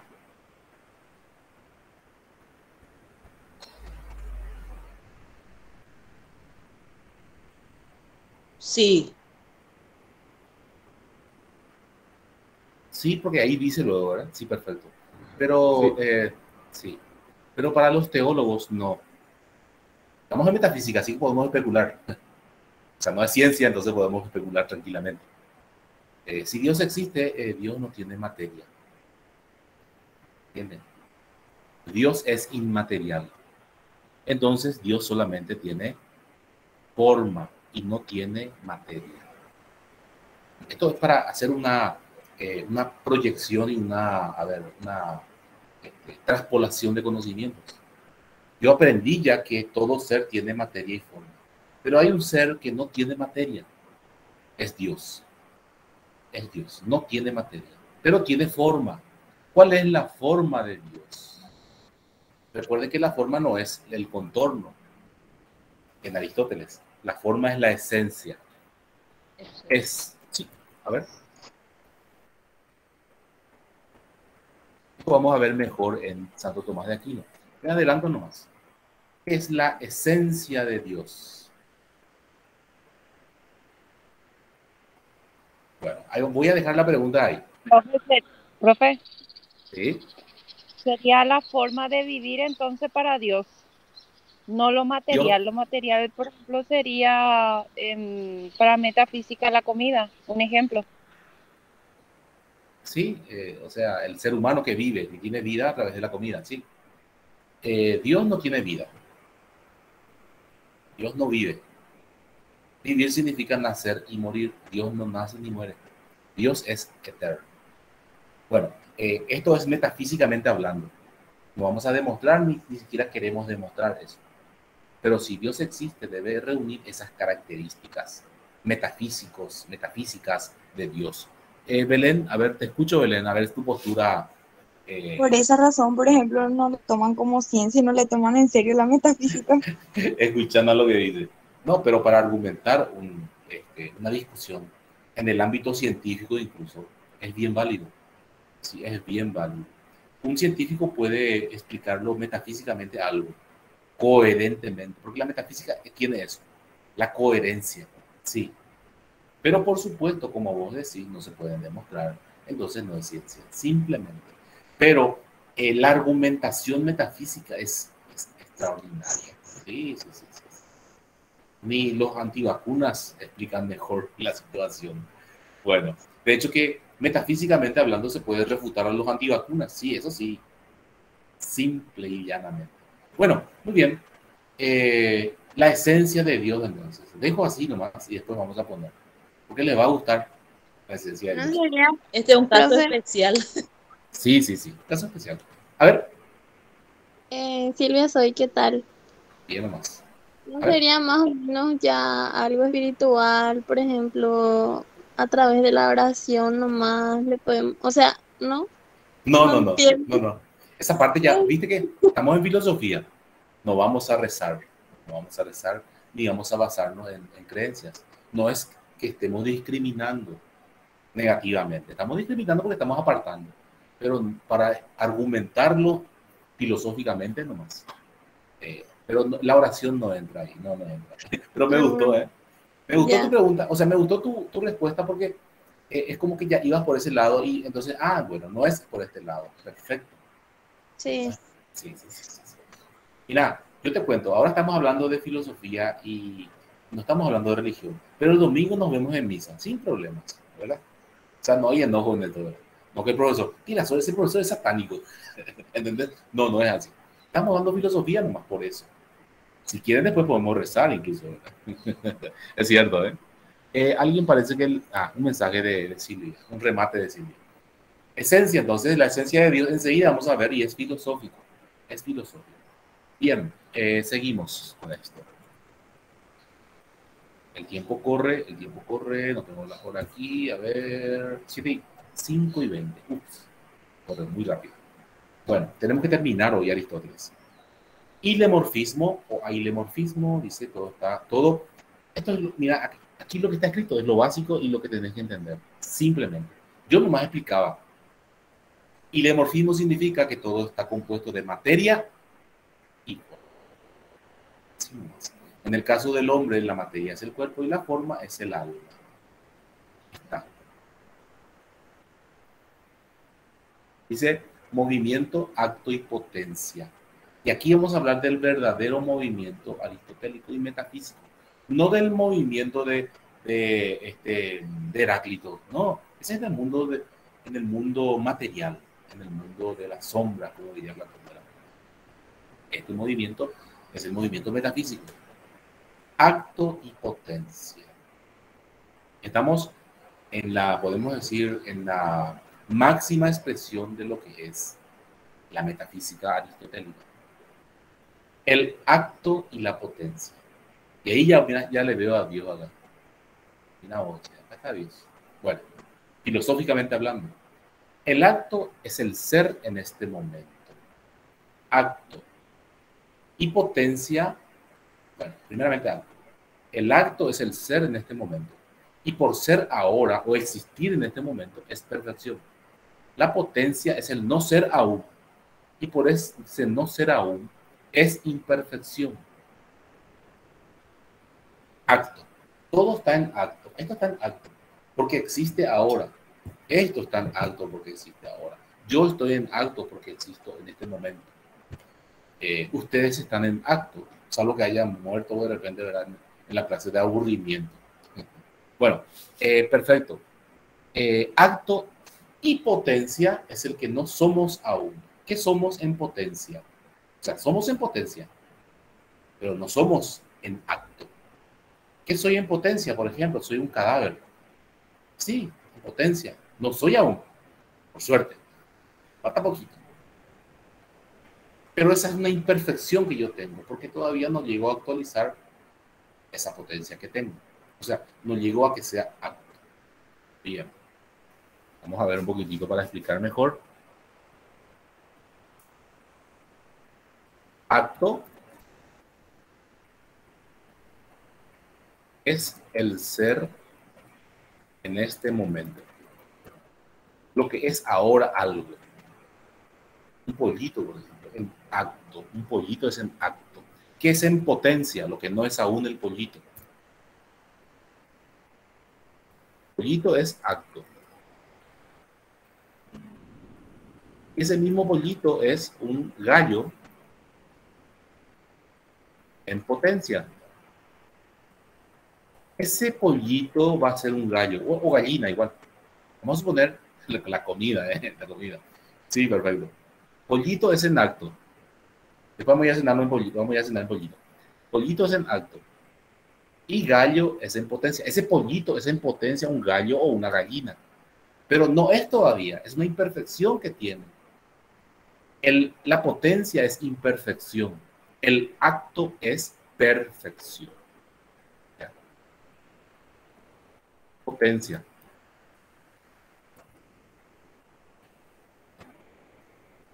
Es el no ser aún.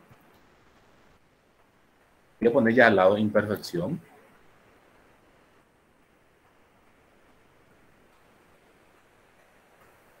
Y al lado de acto, perfección.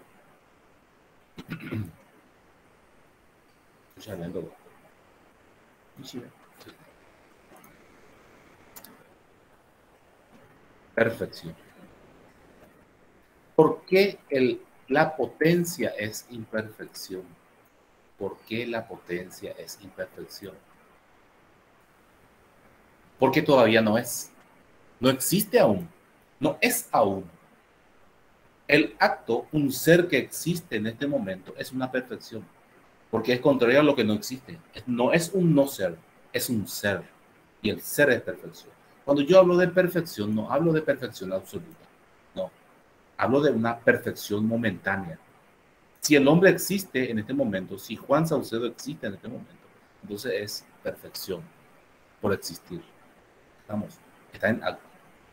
Pero cuando deje de existir, que es una potencia que posee, también va a ser una perfección. También lo va a ser. ¿Por qué? Porque va a ser en acto. Pero ahora es una imperfección que posee. Voy a hacerlo más sencillo. El pollito, en acto es un pollito. En acto. En potencia, que todavía no es gallo. Es una imperfección que posee el pollito en este momento, porque todavía no es. Vamos. Cuando sea gallo, ¿qué va a tener en potencia? No sé, caldo de gallina, un caldo de pollo, un caldo de gallo. Lorena levantó la mano, a ver. Sí, profe. Esto ocurre solamente en ser vivo, ¿verdad? O el acto y la potencia. O también así en los termos, en la mesa, no, ¿verdad? En todos los seres. Muy buen aporte, Lorena. En todos los seres. En todos los seres. En todos los seres, repito, ¿verdad? En todos los seres. Esto, por ejemplo, este mouse, en alto es mouse, en potencia, que es basura. Sí, basura. En alto es mouse, pero en potencia es basura. Yo voy a tirar dentro de poco, yo voy a tirar dentro. Pero voy a usar todavía. El termo también, ¿verdad? Esto es en potencia, perdón, en alto es termo, en potencia es basura, por decir, ¿verdad? Ojalá que no sea muy pronto, porque yo seguir usando. Belén, a ver. En potencia, profesor, es potencialmente un termo, la plantera de mi mamá. Uh, y puede ser, puede ser. Es Isópico. de mi mamá también. ¿Qué clase de termo? Ah, esos termos de terere. Sí, sí, sí. Yo también hice una plantera, recuerdo de un termo. Con taladro le agujeré por debajo y se quedó. Porque viste que se rompe, pues. Muy bien, muy bien. Miren, todo ser tiene acto y potencia. Aclarando un poquitito lo que aportó la compañera Lorena.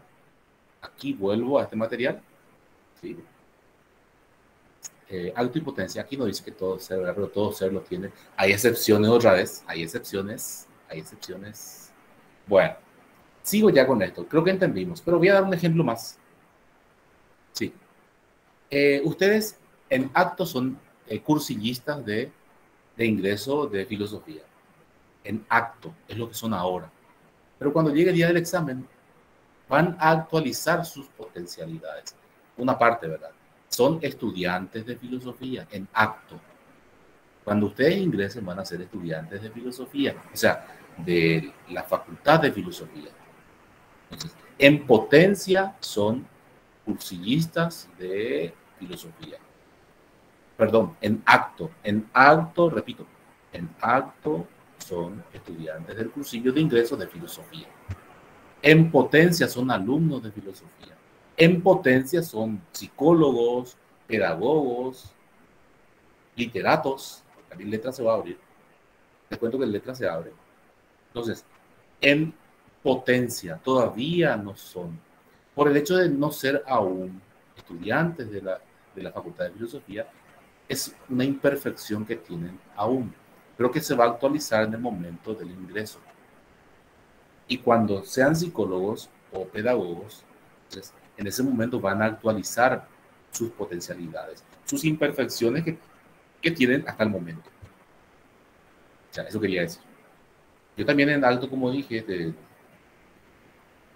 no sé, yo soy un doctor en filosofía, en potencia, pero como todavía no soy, entonces es una imperfección que yo tengo y que tengo que tratar de actualizar y que sea acto. Bueno, y pasamos a nuestro esquema siguiente. Dice, el acto puro es Dios. Mira, ocho. El acto puro es Dios. ¿Qué es el acto puro? Acto puro es acto sin potencia. Esta es la excepción, ¿eh? La excepción. Porque como decía yo hace rato, todo ser tiene acto y potencia. Todo ser tiene acto y potencia. Pero hay una excepción. El acto puro es Dios. ¿Y qué es el acto puro? El acto puro es acto sin potencia alguna. Porque Dios, si existe Dios, no tiene imperfecciones. Es perfecto. Es actualidad pura. Sin potencialidades. Sin potencialidades. El acto puro también se entiende como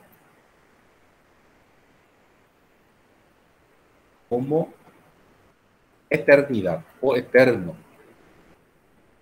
Acto puro como eterno. Aquí está el signo es igual.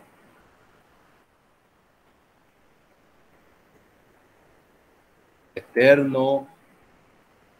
También le podemos decir perfección absoluta. También le podemos decir directamente ya Dios. ¿Alguien quiere hablar? Lorena, a ver. Profesor, en este caso el acto puro solamente entonces va a ser Dios, ¿verdad? Sí, hay otro ejemplo. No hay otro ejemplo, es el único. Y este ejemplo a guardar. Este ejemplo a guardar. Mira, si te dice algo puro, se refiere a Dios. Estos son, por eso, como dije recién, como dije recién, son sinónimos. Acto puro, eterno, la eternidad, la perfección absoluta, es Dios. Noemí, Araceli, Noemí. Profe, entonces la esencia de Dios sería la perfección absoluta, ¿o no? Sí, pero la que más encaja, muy bien, muy bien, muy bien. Ya quiso responder a esa pregunta hace rato, ¿verdad? La pregunta, lo que más encaja es la eternidad, que significa lo mismo, pero es más claro, te explico. La esencia de Dios es la eternidad. Mira, ¿por qué? ¿Qué significa algo que está en acto, que existe? Es el ser en este momento, dice, que existe, acto. Y como Dios es acto puro, entonces es el ser que existe desde siempre, es eterno. Entonces la compañera, ¿verdad? Ya casi le atinó, pero de hecho que hizo bien, porque también significa perfección absoluta. Pero el término que más es compatible con la esencia es la eternidad. Por eso puse al lado luego. Alto puro es eternidad y es Dios. La esencia de Dios es la eternidad. Muy bien, muy bien. Sí, porque es alto puro. Ahora, con respecto a la potencia pura, también hay que marcar potencia pura, que va a ser potencia sin acto. No existe. Ahora todo tiene que ser sí, cierto, muy cierto. Ven, yo no sé a quién, creo que a Belén le decía, la metafísica te va a ordenar, porque no va a hablar de fe, no va a hablar de cosas subjetivas, sino va a hablar de cosas objetivas. Y al científico mismo esto le va a aclarar, porque tampoco el científico puede contradecir esto. Sí. Si Dios existe, también se tiene que enmarcar en esto. Y Dios no se puede salir de esto. Si Dios, por ejemplo, te aparece ante vos, eso no puede ser, eso es improbable, metafísicamente hablando. ¿Por qué? Porque no es materia. ¿Entiendes? No es materia. Dios es inmaterial. O sea, también Dios debe respetar esto. Sí o sí tiene que respetar esto. Porque la metafísica le obliga. No es que Dios va a hacer lo que quiera hacer. Salvo la creación, ¿verdad? Porque es un misterio. Porque dice, creación, surgir de la nada. Surgir de la nada. Y eso es terrible. Eso contradice también la metafísica, pero es un misterio. Bien, bien, bien, bien, bien, bien. Potencia pura no existe porque algo que está en alto tiene potencia. La potencia pura es la nada absoluta y la nada absoluta no existe. Nos decía ya Parmenides, ¿verdad? Entonces, metafísicamente hablando, la potencia pura no existe. La imperfección de imperfección no existe. Porque algo que está en acto, por más imperfecto que sea, ya tiene acto, ya tiene una perfección. Todo ser, por el hecho de existir, es perfecto, dice la metafísica. ¿Se imaginan lo que dice? Es perfecto, es bello, es ordenado, por el hecho de existir. Todo ser, por el hecho de existir, es perfección. No es perfección absoluta, pero es perfección, porque está en acto. Porque está en acto. Y por supuesto, todo ser tiene potencialidades, potencia, y por potencia, imperfección. ¿Quién es el ser que no tiene imperfecciones? Es Dios. ¿Y quién es el ser que tiene perfecciones y muchas imperfecciones? Perdón, muchas imperfecciones. El ser humano. Ahí está. Acto y potencia. El acto del ser humano, el existir, y la potencia, sus imperfecciones. El no ser aún. Y puede que nunca sea. Hay cosas, por ejemplo, que no se pueden contradecir. Si alguien quiere hablar, por favor, que intervenga nomás. No estoy viendo. Bueno, por ejemplo, el perro no tiene potencia. El perro tiene muchas imperfecciones o potencialidades, pero no tiene en potencia ser una persona. No tiene en potencia ser un médico, no tiene en potencia ser un psicólogo, no. Porque no lo tiene en potencia. No está dentro de sus potencialidades. ¿Ven? Todo ser tiene potencia y alto, pero depende otra vez de qué tipo de ser. El hombre, por ejemplo, no tiene en potencia la inmortalidad. El hombre no es inmortal. No está en su potencia eso. Nunca va a poder actualizar porque no está en su potencia. Estamos hablando de potencia pura. Lorena, sí. Sería, o sea que la fidelidad del perro no es una potencia, profe. Es una potencia, sí. Eso sí es una potencia. Sí. Porque hay perros entonces, y entonces, ¿por qué no va a tener potencia el perro? O sea, potencia en hacerse profesional o qué sé yo, ¿verdad? En inteligencia, en razonamiento. Sí, hasta cierto punto sí, ¿verdad? Pero nunca va a ser un psicólogo. Sí, tenés razón, Lorena, tenés razón. Va a detectar las drogas y un montón de cuestiones. Pero al fin y al cabo vos le das un hueso y se va a volver perro otra vez. O sea, no deja su esencia. Sí, perfecto. Va a actualizar muchísimo. El perro tiene muchas potencias. Muchísimo va a Entonces, actualizar. ¿podemos contar como alto y potencia del perro o solamente así como usted está diciendo, el alto nomás? No, tiene potencia. Sí. Todo ser tiene alto y potencia. Yo decía nomás que no tiene en potencia ser médico. Eso nomás decía. Por supuesto. O sea, sí. hacerse profesional, con razonamiento. Sí. Exactamente. Como esto que tengo en la mano, ¿verdad? Esto no va a ser un profesional, pero tiene potencialidad. Todo ser tiene alto y potencia. Todo ser. Y todo lo que tiene alto tiene potencia. Salvo Dios, que no tiene potencialidades. Muy bien. Esas preguntas que hacen así de repente son muy interesantes porque aportan y aclaran ya las dudas también de otros compañeros. Sí, muy bien. Sería mi duda también, profe, porque dudo, cuando vos decís algo, yo también estoy dudando un poco porque en mi mente, pues, la fidelidad del perro para mí, haciendo comparación de la clase de hoy, es una potencia también. Sí. Y es un acto también, sí. Porque todo perro medio es luego fiel. Sí. Y esa fidelidad que decís del perro es su instinto. Potencia, ¿verdad?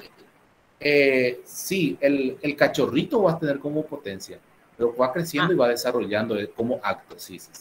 Mira, la fidelidad, por decir así. La fidelidad, sí, entiendo. Como ejemplo, sí. Y el perro eso lo tiene casi de forma innata, porque siempre el perro busca un jefe de manada a quien serle, sí. Por eso es que y no a le quien muerde. Oírle también. Claro. Sí. Así mismo. Por ejemplo, acá en mi casa, mis perros, solamente mi voz obedece. Sí, no, y eso es así.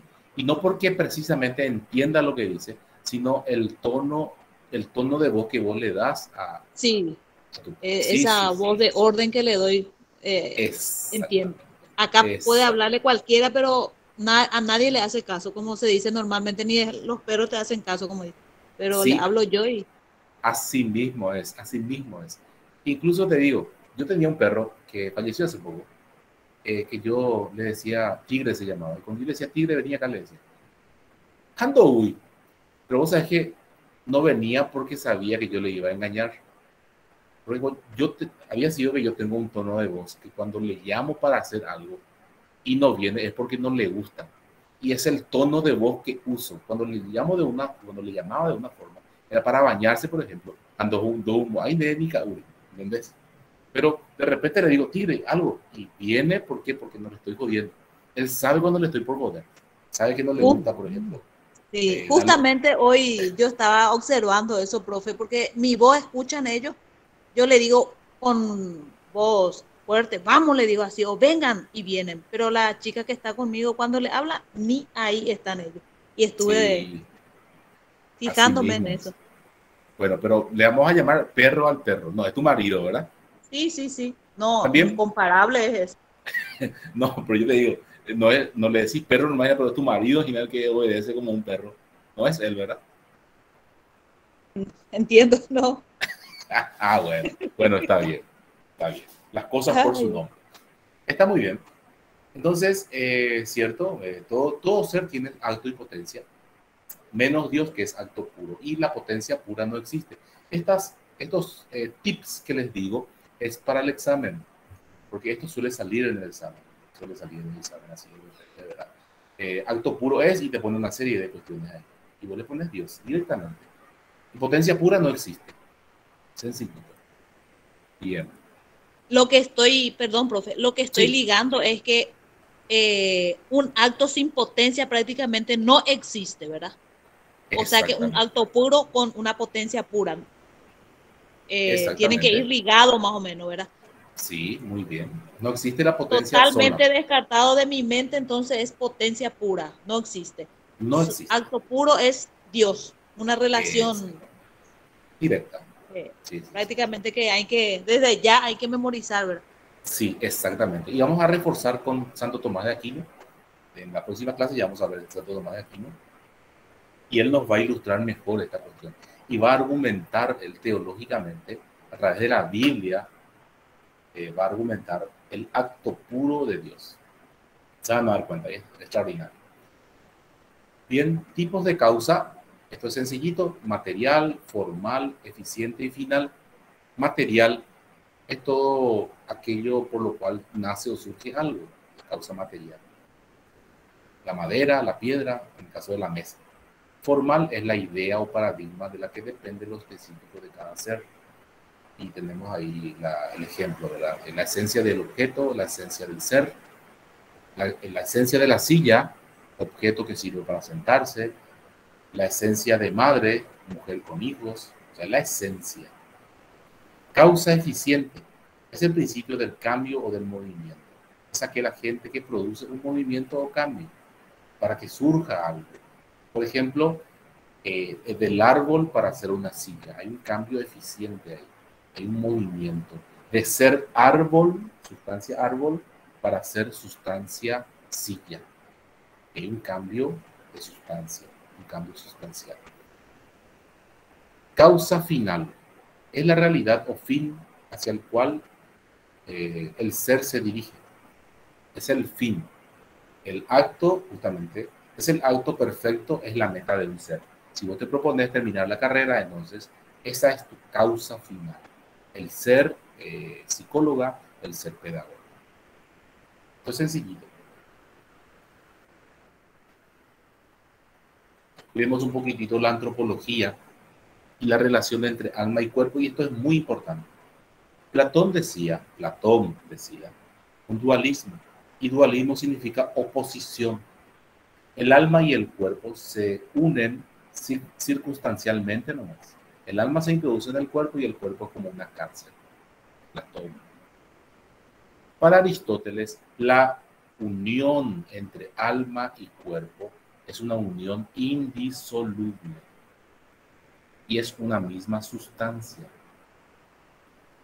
A diferencia de Platón, que decía que son de naturaleza distinta, y esa unión es circunstancial porque después se separan con la muerte. Para Aristóteles, entonces, es una unidad indisoluble, es un monismo porque es uno. El hombre es alma y cuerpo, pero esa unión es indisoluble, no se separan nunca. Esa es la diferencia entre Platón y Aristóteles. Cuando el hombre muere, muere el alma y el cuerpo. Para Platón, cuando el hombre muere, el alma se va al mundo de las ideas y el cuerpo perece. Clases de alma. Alma vegetativa. Cuando decimos vegetativa, directamente las plantas. Permite las funciones básicas del hombre: nutrición, respiración. Alma sensitiva, los sentidos, permite el conocimiento inferior o sensible, la percepción. Sensitiva. Podemos compararlo con los animales. Belén. Profe, ¿por qué dice alma vegetativa y dice permite las funciones básicas del hombre? Sí. Yo decía de las plantas, ¿verdad? En comparación, estamos hablando del hombre, y también, por supuesto, de las plantas. Ahora también les voy a aclarar algo. Aristóteles toma el alma como vida, no como Platón, alma en sentido de espíritu. Alma en realidad significa vida. Ánima, vida. Ánima, vida. Alma. Todo ser que tiene vida. Las plantas, los animales y el hombre. Alma vegetativa. El hombre también tiene alma vegetativa. ¿En qué sentido? En las funciones básicas del hombre. Como las plantas también respiran, se nutren. ¿Estamos? Alma sensitiva. Se puede comparar con los animales. Permite el conocimiento inferior o sensible, la percepción. El apetito inferior, o sea, los deseos y el apetito sexual, por ejemplo, del ser humano comparado con los animales. También. Alma sensitiva. Y permite un movimiento local, caminar, por ejemplo. Alma intelectiva, y esto ya más elevado y solamente posee el ser humano. Posee las actividades vitales propias de la voluntad o apetito superior y del intelecto o entendimiento humano. Entonces, estas tres almas poseen el hombre y dos de ellas comparte con las plantas y los animales. De hecho, que el animal también posee esa alma basal o vegetativa, porque el animal también se nutre, respira y otras cuestiones que tienen las plantas. Sí. Entonces, el alma vegetativa, por supuesto, todo esto es el hombre, pero también las plantas. Esto ubico las plantas para que ustedes también puedan comparar la función de las plantas en el hombre. Alma sensitiva, los animales. Y alma intelectiva, exclusivo del hombre. Ya. Recuerden que Platón también tenía tres tipos de almas. Platón, tres tipos de almas. El alma racional en la cabeza, su valor fue la templanza, la prudencia. El alma racional, valor, la prudencia, y tipos de ciudadanos, los gobernantes. Alma irascible, en el pecho se ubicaba, y era propio de los guerreros, y su valor era la fortaleza. El alma concupiscible se encuentra en el vientre y es propio de los productores, y justamente el tipo de valor era la templanza. En comparación a Aristóteles, que tiene también tres tipos de almas, pero él lo revierte en la vida.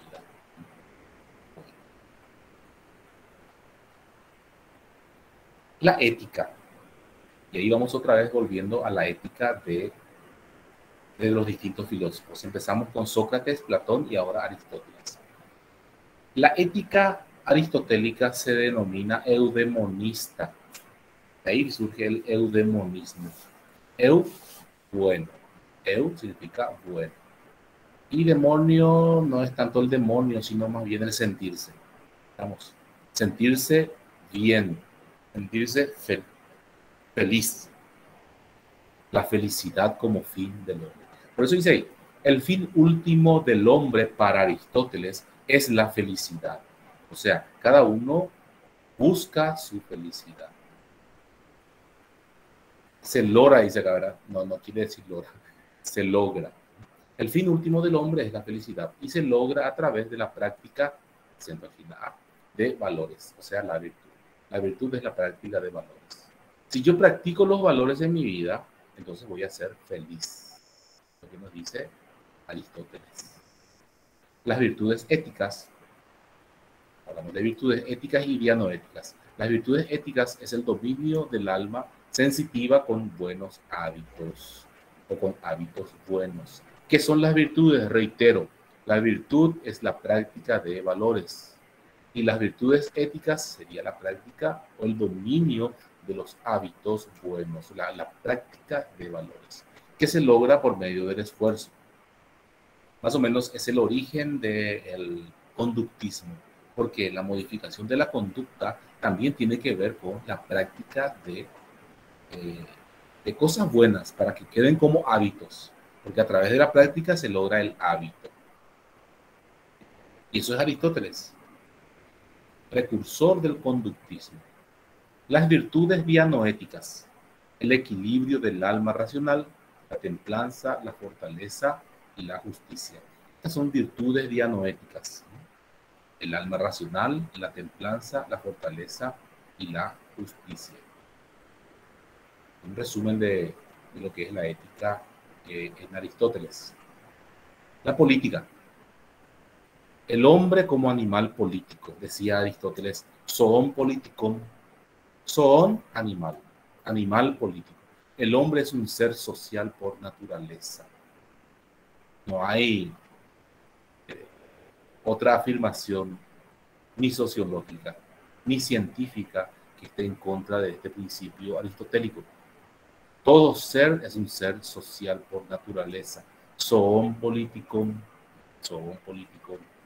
ser social. Si nace y nadie lo cuida, muere. Esa es la simple traducción de todo esto y la explicación. Tenemos la organización de la polis. La polis es la ciudad-estado, que la ciudad de Atenas ya era una ciudad-estado. La polis surge así como una asociación de aldeas dispuestas alrededor de una aldea central. Nuevamente, ¿verdad? Y se organiza de esa forma la polis. Y se defiende, por supuesto, a los ciudadanos, a los que realmente son ciudadanos. Formas positivas y negativas de gobierno, la politeia. Las formas correctas de gobierno son la democracia, la aristocracia y la monarquía. Acá están las pequeñas diferencias con Platón. Para Platón la democracia era mala, no así para Aristóteles. Entonces, correctas, la democracia, la aristocracia y la monarquía. Aristocracia, gobierno de los mejores. Aristos, los mejores. Monarquía, gobierno de uno solo, o sea, de un rey monarca. Monos, uno. Degeneraciones. Degeneración de la, que también tiene sus degeneraciones, ¿verdad? La democracia se degenera en demagogia. ¿Qué es la demagogia? El engaño al pueblo. Los políticos que engañan al pueblo. La aristocracia, la oligarquía. Cuando los aristócratas se vuelven oligarcas, o sea, gobiernos de unos pocos que dominan. Y de la monarquía, la tiranía, cuando el monarca se vuelve tirano. Entonces, todas las formas de gobierno tienen su aspecto negativo. ¿Qué es la politeia?